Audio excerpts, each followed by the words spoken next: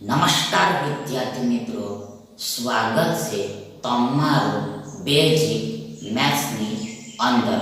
આજે આપણે ભણીશું ટકા એટલે પર્સન્ટેજ.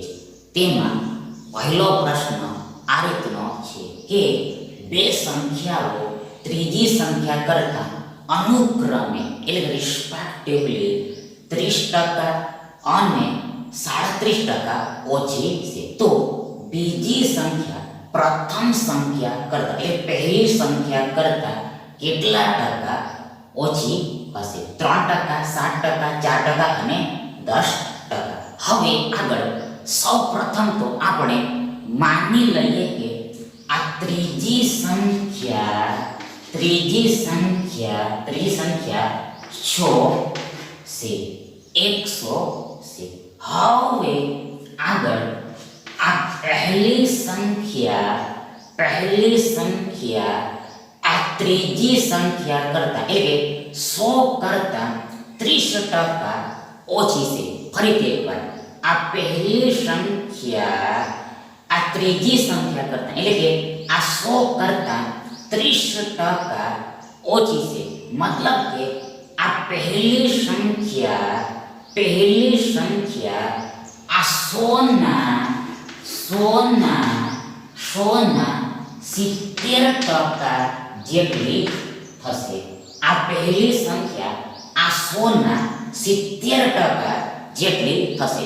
મતલબ કે આ ત્રીજી સંખ્યા એટલે આ 100 પોતાના 100% કહેવાય, 100% કહેવાય. એટલે આગળ આ 100%માંથી આ 30% ઘટે, સબટ્રેક્ટ થાય, માઇનસ થાય, બાદ થાય, તો આપણને આ 70% મળે છે. એટલે આગળ આ 100 ના 70%, આ 100 ગુણ્યા 70 ના છેદમાં 100 થાય.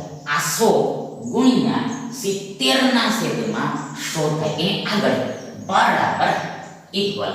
સૌપ્રથમ આ 100 ઉપર નીચે કેન્સલ થઈ જશે. એટલે કે આ 100 * 100 થાય. મતલબ કે આ 100 ને આ 100 વડે એક વખતમાં ભાગ લાગે. એટલે કે આ 100 અને આ 1 નો એટલે આ 1 અને આ 100 નો ગુણાકાર આ 100 થાય. એટલે આગળ આ 70 * 70 થાય. મતલબ કે પહેલી સંખ્યા 70 થાય, 70 થાય. હવે આગળ બીજી સંખ્યા આ ત્રીજી સંખ્યા કરતાં એટલે કે આ 100 કરતાં 37% ઓછી છે. મતલબ કે આ બીજી સંખ્યા આ 100 ના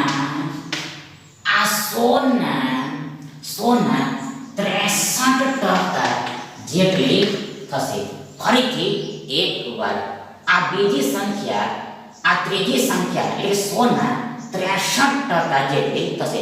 મતલબ કે આ ત્રીજી સંખ્યા એટલે આ 100% કહેવાય, 100% કહેવાય. એટલે આગળ આ 100%માંથી આ 37% ઘટે, બાદ થાય, સબટ્રેક્ટ થાય, તો આપણને આ 63 મળે. એટલે કે 63% મળે. આગળ આ 100 ના 63% એટલે આ 100 ગુણ્યા આ 63 ના છેદમાં 100 થાય. આ 100 ગુણ્યા 63 ના છેદમાં 100 થાય. એટલે આગળ બરાબર ઇક્વલ. આ 100 ઉપર નીચે સરખા હોવાથી કેન્સલ થઈ જાય. એટલે આપણને આ 63 મળે, 63 મળે, 63 મળે. મતલબ કે બીજી સંખ્યા 63 થાય, બીજી સંખ્યા 63 થાય, બીજી સંખ્યા 63 થાય. એટલે આગળ સ્પષ્ટ છે કે ક્લિયર છે કે આ બીજી સંખ્યા આ પહેલી સંખ્યા કરતાં ઓછી થશે. ફરીથી એકવાર, સ્પષ્ટ છે કે આ બીજી સંખ્યા આ પહેલી સંખ્યા કરતાં ઓછી થશે. પણ કેટલી ઓછી થશે? તો જુઓ, તે આ 70 - 63 જેટલી ઓછી થશે. આ 70 - 63 જેટલી 70 - 63 જેટલી ઓછી થશે. એટલે આગળ આ 70 ઓછા 63, આ 70 ઓછા 63, આ 70 ઓછા 63 બરાબર 7 થાય, 7 થાય. મતલબ કે આ બીજી સંખ્યા આ પહેલી સંખ્યા કરતા આ 7 ઓછી છે, 7 લેસ છે, આ 7 ઓછી છે. હવે આગળ આ 7 ના આપણે ટકા શોધવાના છે, પર્સન્ટેજ ફાઇન્ડ કરવાના છે. એટલે સૌપ્રથમ આ 7 ના છેદમાં એટલે ભાગાકારમાં આ 70 લખાશે, 70 લખાશે, બીકોઝ આ 70 પર 7 નો ઘટાડો થાય છે. આ 70 પર 7 નો ઘટાડો થાય છે, મતલબ કે 70 પર 7 નો ઘટાડો થાય તો આપણને ફરીથી આ 63 મળી જાય. આ 70 પર 7 નો ઘટાડો થાય તો આપણને આ 63 મળી જાય, 63 મળી જાય. ઇન શોર્ટ, ટૂંકમાં આ 7 ઓછું તો છે પણ કોના પર તો જુઓ તે આ 70 પર, મતલબ કે આ 7 નો ઘટાડો તો થાય છે, આ 7 નો ઘટાડો તો થાય છે પણ કોના પર થાય છે તેને છેદમાં લખવાનું હોય છે. એટલે આ 70 લખવા પડે અને આ આખી સંખ્યાને 100% વડે પણ ગુણવી પડે, બીકોઝ આપણે ટકા શોધવાના છે એટલા માટે. એટલે આગળ બરાબર ઇક્વલ, સૌપ્રથમ આ 7 દાન 70 થાય, મતલબ કે આ 70 ને આ 7 વડે 10 વખતમાં ભાગ લાગે, મતલબ કે 7 અને 10 નો એટલે 10 અને 7 નો ગુણાકાર 70 થાય. આગળ આ 10 દાન 100 થાય, મતલબ કે આ 100 ને આ 10 વડે 10 વખતમાં ભાગ લાગે, મતલબ કે 10 અને 10 નો ગુણાકાર આ 100 થાય. એટલે આપણને આ 10% મળે, 10% મળે, મતલબ કે 70 પર 7 નો ઘટાડો ટકામાં 10 કહેવાય, 10 કહેવાય. મતલબ કે જો બે સંખ્યાઓ ત્રીજી સંખ્યા કરતા અનુક્રમે 30% અને 37% ઓછી હોય તો બીજી સંખ્યા પહેલી સંખ્યા કરતા આ 10% ઓછી હશે, આ 10% ઓછી હશે. હાન્સ તેથી આ વિકલ્પ ડી તમારો સાચો વિકલ્પ થશે. બીજો પ્રશ્ન આ રીતનો છે કે એક વિદ્યાર્થી 100, 150 અને 200 માર્ક્સના 3 પેપરમાંથી અનુક્રમે રિસ્પેક્ટિવલી 90%, 60% અને 54% માર્ક્સ મેળવે છે તો વિદ્યાર્થીને કેટલા ટકા માર્ક્સ આવ્યા હોય? 64%, 68%, 70% અને 80%. હવે આગળ સૌપ્રથમ તો આ 100, 150 અને આ 200 નો સરવાળો કરવો પડશે. ફરીથી એકવાર સૌપ્રથમ આ 100, 150 અને 200 નો સરવાળો કરવો પડશે, મતલબ કે કુલ ગુણ શોધવા પડશે, ટોટલ માર્ક્સ ફાઇન્ડ કરવા પડશે. એટલે આગળ સૌપ્રથમ આ 100 ને 150, આ 100 ને 150 250 થાય. આગળ 250 ને 200 450 થાય, 450 થાય, મતલબ કે કુલ ગુણ 450 થાય, 450 થાય, 450 થાય. હવે આગળ આ વિદ્યાર્થી આ 100 માંથી 90% લાવે છે, આ 100 માંથી 90% માર્ક્સ લાવે છે, મતલબ કે 100 ના આ 90% માર્ક્સ લાવે છે. આ 100 માંથી એટલે 100 ના આ 90% માર્ક્સ લાવે છે. આ 100 ના 90%, આ 100 ના 90% માર્ક્સ લાવે છે. એટલે આગળ આ 100 ના 90% આ 100 ગુણ્યા આ 90 ના છેદમાં 100 થાય, આ 100 ગુણ્યા 90 ના છેદમાં 100 થાય. એટલે આગળ બરાબર ઇક્વલ આ 100 ઉપર નીચે કેન્સલ થઈ જાય. એટલે આપણને આ 90 મળે, 90 મળે, આ 90 મળે, એટલે કે 90 મળે. મતલબ કે 100 ના 90% 90 થઈ, 90 થઈ. મતલબ કે આ વિદ્યાર્થીએ 100 માંથી 90 માર્ક્સ લાવે છે. 100 માર્ક્સમાંથી 90 માર્ક્સ લાવે છે. હવે આગળ આ 150 માર્ક્સના બીજા પેપરમાંથી આ 60% માર્ક્સ લાવે છે. મતલબ કે આ 150 ના આ 60% જેટલા માર્ક્સ લાવે છે. આ 150 ના આ 60% જેટલા માર્ક્સ લાવે છે. એટલે આગળ આ 150 ના 60% 150 ગુણ્યા 60 ના છેદમાં 100 થાય. આ 150 ગુણ્યા 60 ના છેદમાં 100 થાય. એટલે આગળ બરાબર ઇક્વલ. સૌ પ્રથમ ફર્સ્ટ ઓફ ઓલ આ શૂન્ય શૂન્ય ઉપર નીચે કેન્સલ થઈ જશે. એટલે 10 10 ઉપર નીચે કેન્સલ થઈ જશે. આગળ સિમિલરલી આ શૂન્ય શૂન્ય પણ ઉપર નીચે કેન્સલ થઈ જશે. મતલબ કે 10 10 ઉપર નીચે કેન્સલ થઈ જશે.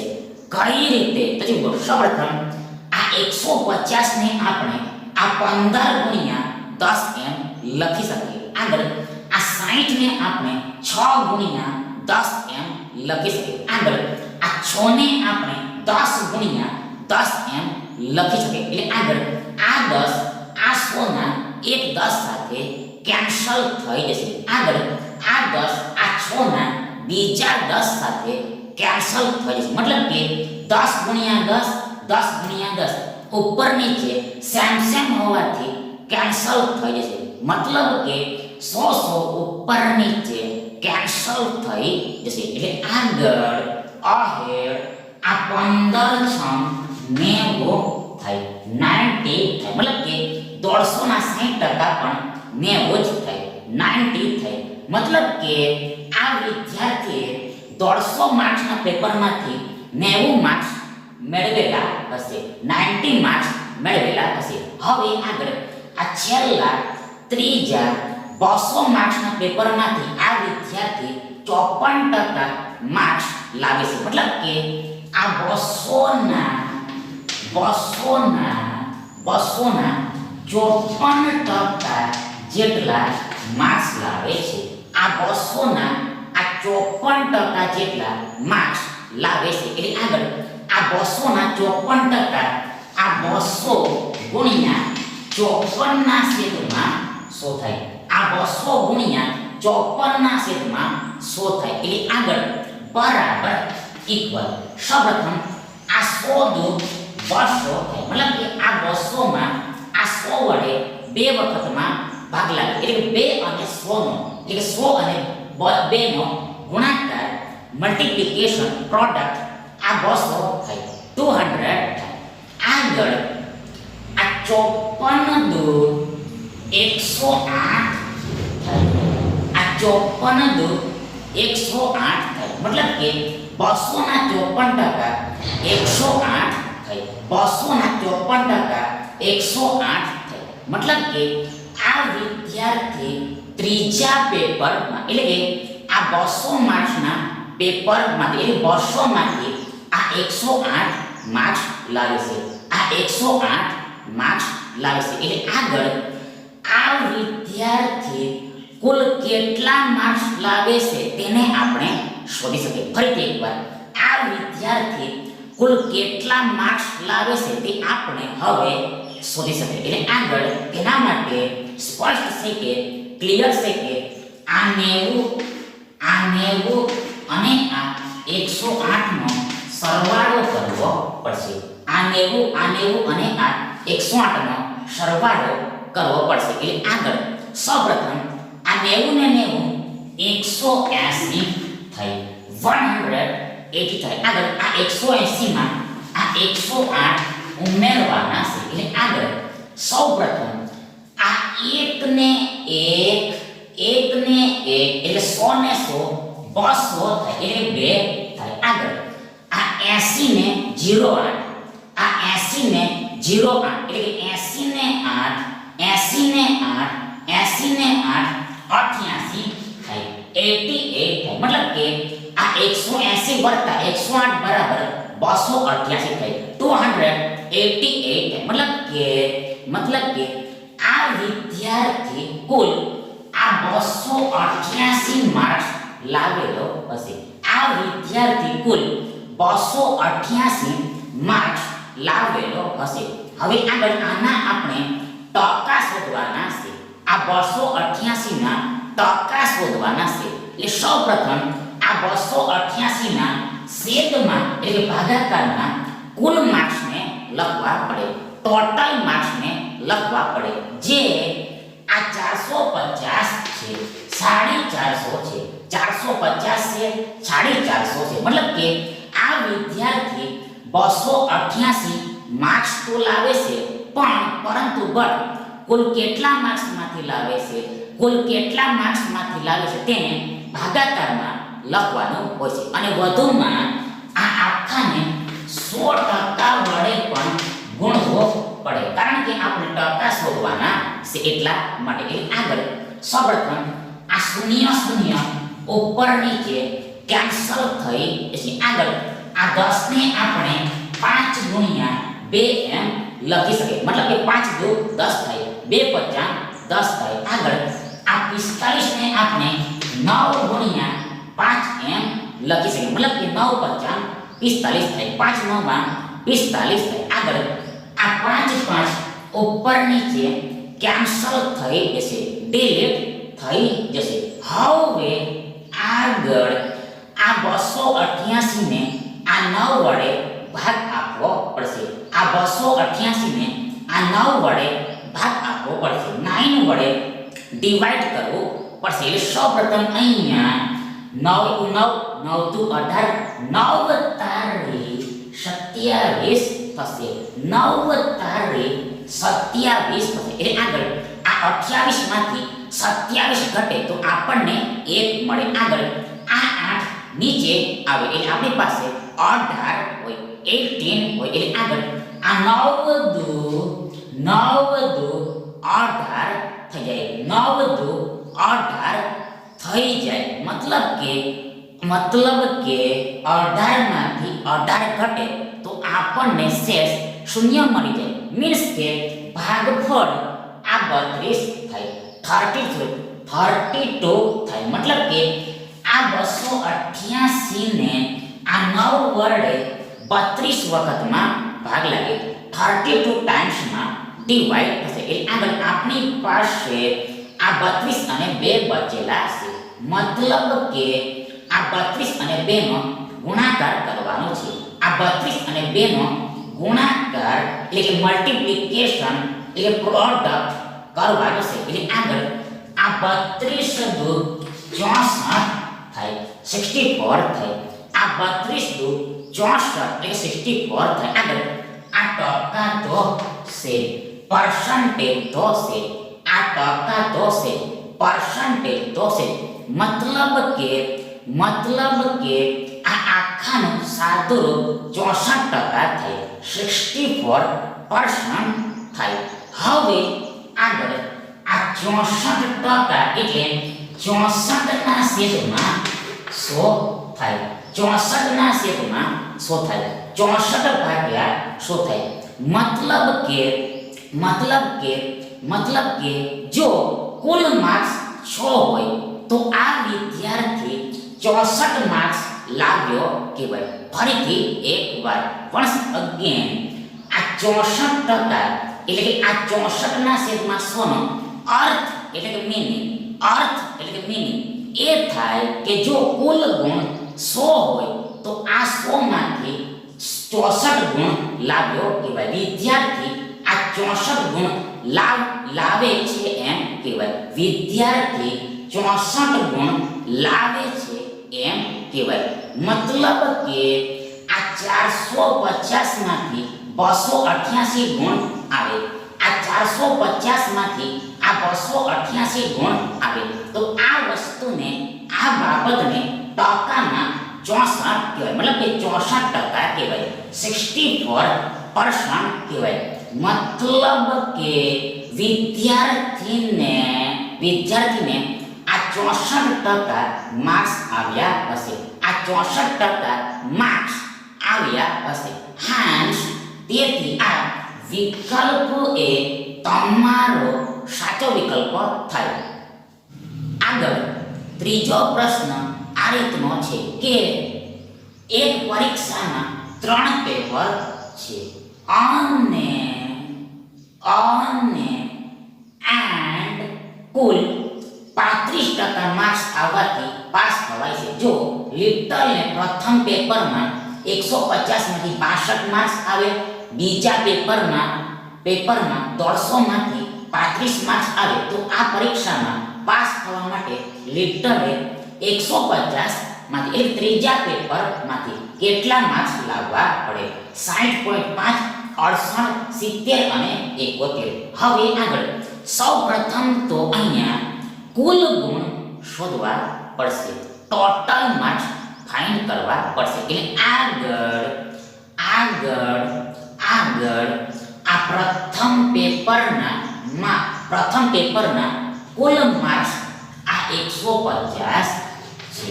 આગળ બીજા પેપરના પણ કુલ માર્ક્સ આ 150 છે અને ત્રીજા પેપરના કુલ માર્ક્સ આ 180 છે. 180 છે. ફરીથી એકવાર આ 150, આ 150 અને આ 180. મતલબ કે આ ત્રણેયના સરવાળા બરાબર કુલ માર્ક્સ થશે. આ ત્રણેયના સરવાળા જેટલા કુલ માર્ક્સ થશે, ટોટલ માર્ક્સ થશે. મતલબ કે પરીક્ષાના કુલ માર્ક્સ આ સરવાળા જેટલા થશે. આ પરીક્ષાના કુલ માર્ક્સ, ટોટલ માર્ક્સ આ સરવાળા જેટલા થશે. એટલે આગળ સૌપ્રથમ આ 150 ને 150 300 થાય, 300. આગળ આ વર્તા 180 કરવાના છે. સૌપ્રથમ આ 300 થાય, આગળ વર્તા 180 કરવાના છે. એટલે આગળ બરાબર ઇક્વલ શું થાય તો જુઓ, સૌપ્રથમ આ 301 એટલે 100, 400 થાય, 400 થાય. આગળ 480 એટલે આ 480 થાય. ફરીથી એકવાર આ 300 ને 100 400 થાય અને 400 માં આ 80 ઉમેરવાના છે એટલે 480 થાય. મતલબ કે આ પરીક્ષામાં કુલ ગુણ 480 છે. 480 છે. આ 480 છે. 480 છે. હવે આગળ આ પરીક્ષામાં પાસ થવા માટે, સફળ થવા માટે આ 35% માર્ક્સ લાવવા પડે છે. આ 35% માર્ક્સ લાવવા પડશે. મતલબ કે આ 480 ના આ 35% માર્ક્સ લાવવા પડે છે. આ 480 ના આ 35% માર્ક્સ લાવવા પડે છે. એટલે આગળ આ 480 ના 35% આ 480 ગુણ્યા 35 ના છેદમાં 100 થાય. આ 480 ગુણ્યા 35 ના છેદમાં 100 થાય. એટલે આગળ બરાબર ઇક્વલ શું થાય તો જુઓ, સૌ પ્રથમ ફર્સ્ટ ઓફ ઓલ આ 0 0 0 ઉપર નીચે કેન્સલ થઈ જશે. આગળ આ 10 એટલે 5 દુ 10 થાય. આગળ 35 એટલે 7 50 35 થાય. એટલે આગળ આ 5 કેન્સલ થઈ જશે. આગળ આ 48 એટલે 24 દુ 48 થાય. આ 48 એટલે 24 દુ 48 થાય. એટલે આગળ આ બે પણ ઉપર નીચે કેન્સલ થઈ જશે. એટલે આપણી પાસે ફક્ત માત્ર કેવળ ઓન્લી જસ્ટ આ 7 અને 24 બચે. એટલે 7 આ 24 અને 7 બચે. મતલબ કે આ 24 અને 7 નો ગુણાકાર કરવાનો થાય. આ 24 અને 7 નો ગુણાકાર કરવાનો થાય. એટલે આગળ સૌપ્રથમ આ 7 × 28 થાય, 28 થાય. એટલે બે તમારી બધી થાય 8 નીચે લખાય. આગળ આ 7 દુ 14 થાય, આગળ 14 ને 2 16 થાય, 16 થાય, મતલબ કે 24 ગુણ્યા 7 168 થાય, 168 થાય, મતલબ કે 480 ના 35% 168 થાય,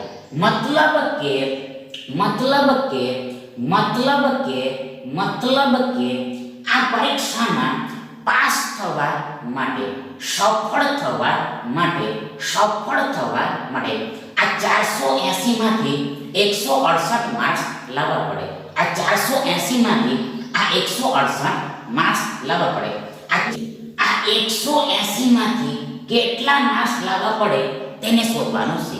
આ 180 માંથી કેટલા માર્ક્સ લાવવા પડે તે શોધવાનું છે. મતલબ કે ત્રીજા પેપરમાંથી કેટલા માર્ક્સ લાવવા પડે તે શોધવાનું છે. તો સ્પષ્ટ છે કે ક્લિયર છે કે તેના માટે આ 168 માંથી આ 62 અને 35 ને ઘટાડવા પડે. આ 62 અને આ 35 ને ઘટાડવા પડે. આ 62 અને આ 35 ને ઘટાડવા પડે. એટલે આગળ બરાબર ઇક્વલ. સૌપ્રથમ આ 168 માંથી 62 ઘટે તો આપણને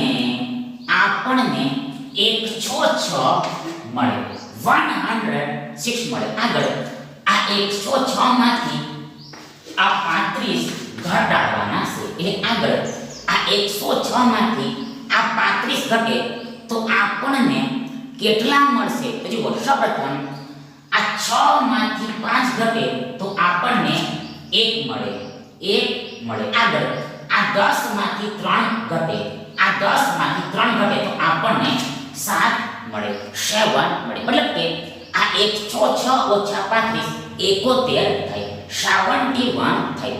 મતલબ કે આ લિટલે 180 માંથી, એટલે કે ત્રીજા પેપરમાંથી 71 માર્ક્સ લાવવા પડે, 71 માર્ક્સ લાવવા પડે.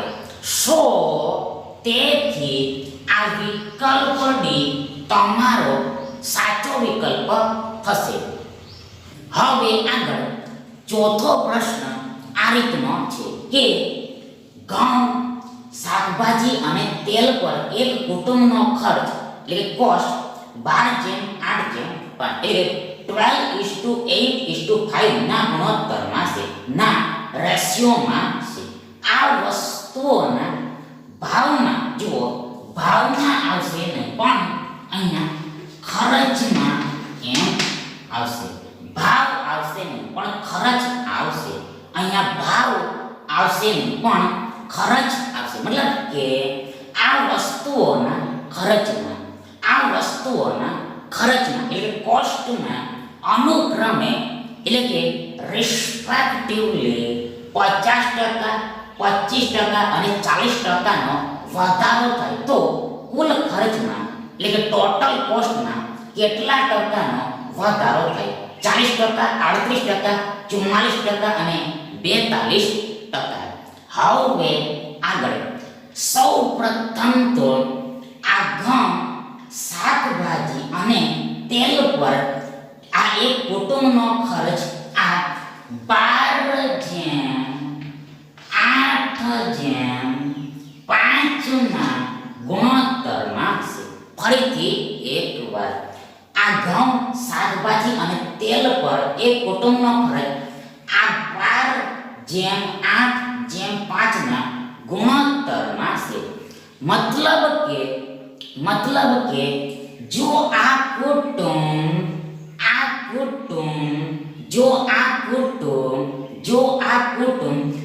ઘઉં પર 12 રૂપિયાનો ખર્ચ કરે, 12 રૂપિયાનો ખર્ચ કરે તો ધ્યાન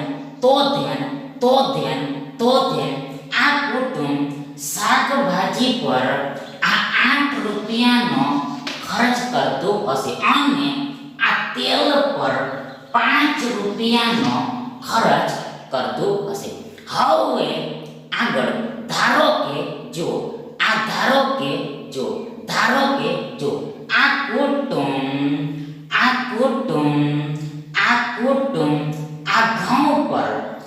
ઘઉં પર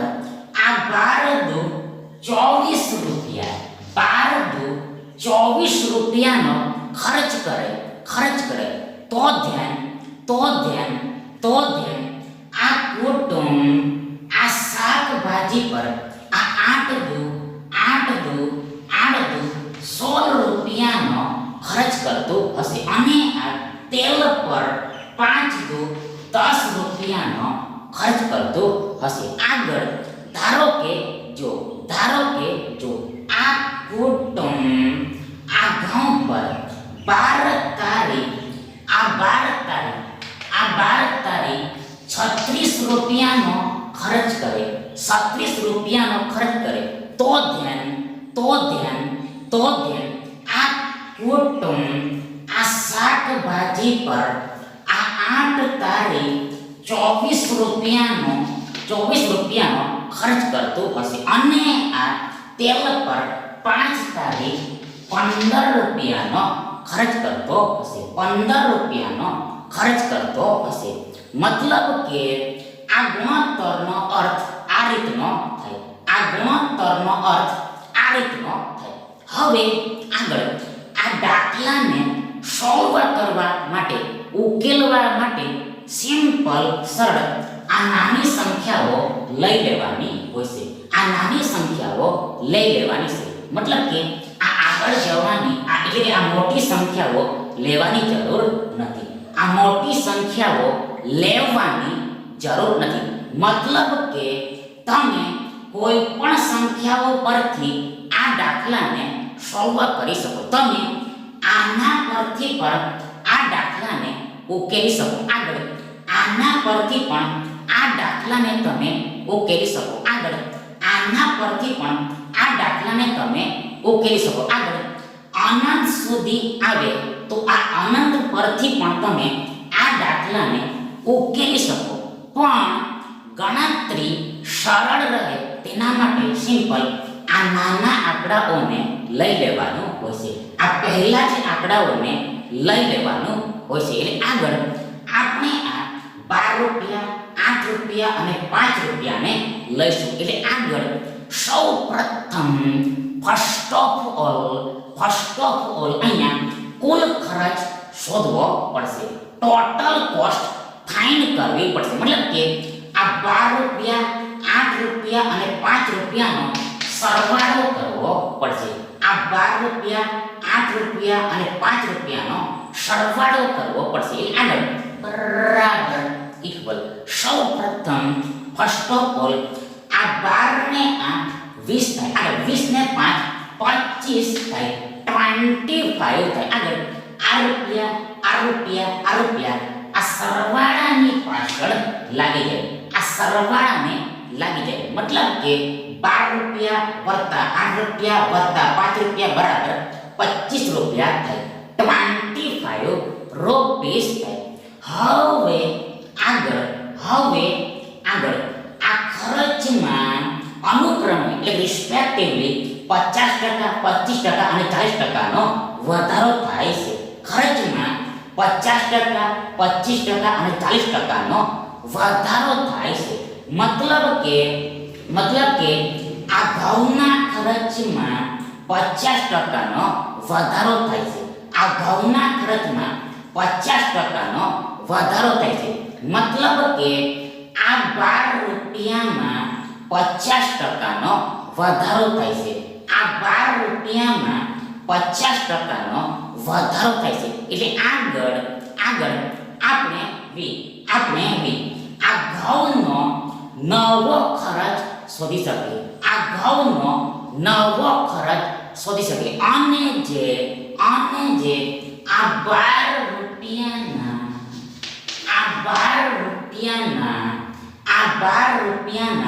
150% જેટલો થશે. 150% જેટલો થશે. મતલબ કે આ 12 રૂપિયા પોતે સ્વયં ઇટસેલ્ફ 100% કહેવાય. 100% કહેવાય. એટલે આગળ આ 100%માં આ 50% ઉમેરવામાં આવે, આ 50% એડ કરવામાં આવે તો આપણને આ 150% મળે. 150% 50% મળે. એટલે આગળ આ 12 રૂપિયાના 150% આ 12 રૂપિયા ગુણ્યા 150 ના છેદમાં શું થાય? આ 12 રૂપિયા ગુણ્યા 150 ના છેદમાં શું થાય? એટલે આગળ બરાબર ઇક્વલ શું થાય? તો જુઓ, સૌ પ્રથમ ફર્સ્ટ ઓફ ઓલ આ 0 ઉપર નીચે કેન્સલ થઈ જશે. આગળ આ 10 ને આપણે 5 ગુણ્યા 2 એમ લખી શકીએ. આગળ આ 15 ને આપણે 5 ગુણ્યા 3 એમ લખી શકીએ. એટલે આગળ આ 5 ઉપર નીચે કેન્સલ થઈ જાય. આગળ આ 2 છમ 12 થાય. એટલે આગળ આ 6 તારીખ 18 થાય, 18 થાય. આ 6 તારીખ 18 થાય, 18 થાય. અને આ રૂપિયા તો છે, મતલબ કે આ 12 રૂપિયાના 150% 18 રૂપિયા થાય. મતલબ કે આ ઘઉંનો નવો ખર્ચ ન્યૂ કોસ્ટ આ 18 રૂપિયા થાય, 18 રૂપીસ થાય. 18 રૂપિયા થાય, 18 રૂપીસ થાય. હવે આગળ આ જ પ્રમાણે આપણે આ શાકભાજીનો પણ નવો ખર્ચ શોધી શકીએ. શોધી શકીએ. અને જે આ 8 રૂપિયાના 125% જેટલો થશે. ફરીથી એકવાર વન્સ અગેન આ શાકભાજીનો નવો ખર્ચ આ 8 રૂપિયાના 125% જેટલો થાય. બીકોઝ આ 8 રૂપિયા પોતે સ્વયંશાલ 100% કહેવાય, 100% કહેવાય. એટલે આગળ આ 100%માં આ 25% ઉમેરવામાં આવે તો આપણને આ 125% મળે. એટલે આગળ આ 8 રૂપિયાના 125% આ 8 રૂપિયા ગુણ્યા 125 ના છેદમાં શું થાય? આ 8 રૂપિયા ગુણ્યા 125 ના છેદમાં શું થાય? એટલે આગળ બરાબર ઇક્વલ સૌ પ્રથમ આ 25 125 થાય. આગળ 25 ચોક 100 થાય. એટલે આગળ આ 25 કેન્સલ થઈ જશે. આગળ આ 4 દૂર 8 થાય. એટલે આગળ આ 5 દૂર 10 થાય, 10 થાય. અને આ રૂપિયા તો છે, મતલબ કે 8 રૂપિયાના 125% 10 રૂપિયા થાય. મતલબ કે આ શાકભાજીનો નવો ખર્ચ 10 રૂપિયા થાય, 10 રૂપીસ થાય. હવે આગળ આ જ પ્રમાણે આપણે આ તેલનો પણ નવો ખર્ચ શોધી શકીએ. અને જે આ 5 રૂપિયાના આ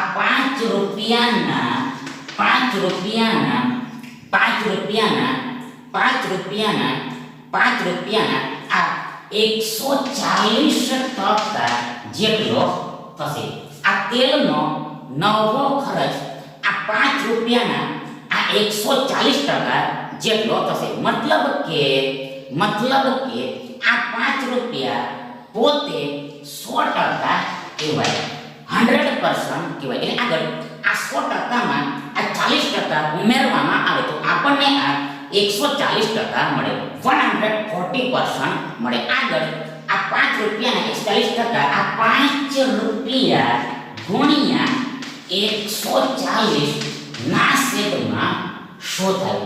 આ 5 રૂપિયા ગુણ્યા 140 ના છેદમાં શું થાય? એટલે આગળ બરાબર ઇક્વલ સૌપ્રથમ આ 0 ઉપર નીચે કેન્સલ થઈ જશે. આગળ આ 5 દૂર 10 થાય, મતલબ કે 10 ને આ 5 વડે 2 વખતમાં ભાગ લાગે. આગળ આ 2 સત્તા 14 થાય. એટલે આપણને આ 7 રૂપિયા મળે. મતલબ કે 5 રૂપિયાના 140% 7 રૂપિયા થાય, 7 રૂપીસ થાય. મતલબ કે આ તેલનો નવો ખર્ચ 7 રૂપિયા થાય, 7 રૂપીસ થાય. એટલે આગળ આપણે વી આ કુલ નવો ખર્ચ શોધી શકીએ, કુલ નવો ખર્ચ શોધી શકીએ. અને જે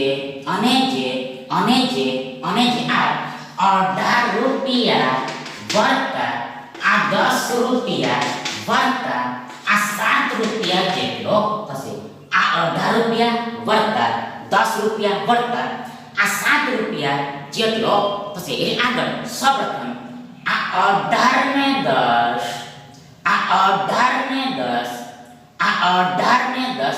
28 થાય, 28 થાય. આગળ 28 ને 7 35 થાય, 35 થાય. અને આ રૂપિયા 35 ને લાગી જાય, મતલબ કે સરવાળે 35 રૂપિયા થાય, 35 રૂપીસ થાય, 35 રૂપીસ થાય. મતલબ કે કુલ નવો ખર્ચ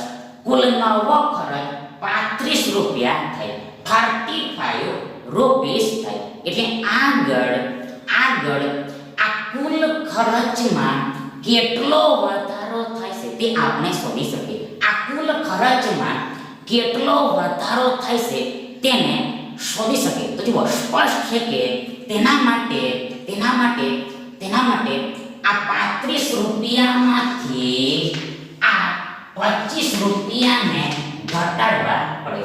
આ 35 રૂપિયામાંથી આ 25 રૂપિયાને ઘટાડવા પડે. એટલે આગળ બરાબર ઇક્વલ 10 રૂપિયા થાય, 10 રૂપીસ થાય. આ 35 ઓછા 25, આ 35 ઓછા 25 10 થાય. અને આ રૂપિયાનો રૂપિયા, મતલબ કે મીન્સ કે કુલ ખર્ચમાં 10 રૂપિયાનો વધારો થાય છે.